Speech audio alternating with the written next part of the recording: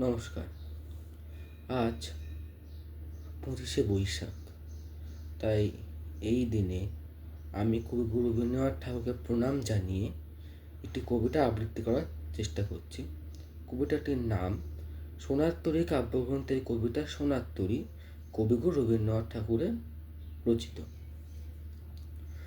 গগনে গরজে মেঘ, ঘন বরষা, কূলে একা বসে আছি, নাহি ভরসা।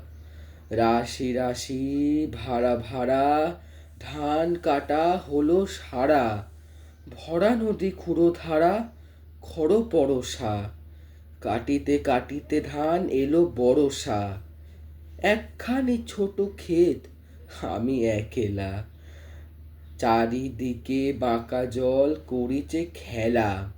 পরপারে দেখি আঁকা তরু ছায়া মসি মাখা।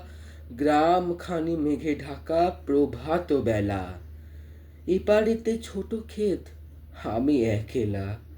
গান গেয়ে তরিবে কে আসে পারে, দেখে যেন মনে হয় চিনি উহারে।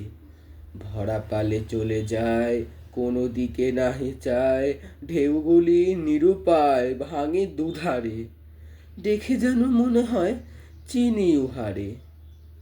ওগো, তুমি কোথা যাও, কোন বিদেশে?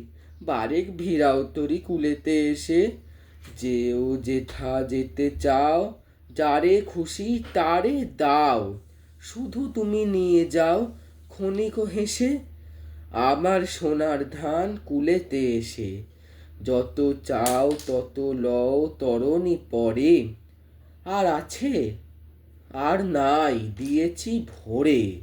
এতকাল নদী কূলে যাহা লয়েছিনু ভুলে, সকলই দিলাম তুলে থরে বিথরে। এখন আমারে লহ করুণা করে। ঠাঁই নাই, ঠাঁই নাই, ঠাঁই নাই ছোট সে তরী, আমার এই সোনার ধানে গিয়েছে ভরি। শ্রাবণ গগন ঘিরে, ঘন মেঘ ঘুরে ফিরে, শূন্য নদীর তীরে রহিল পড়ি। যাহা ছিল নিয়ে গেল সোনার তরী। ধন্যবাদ।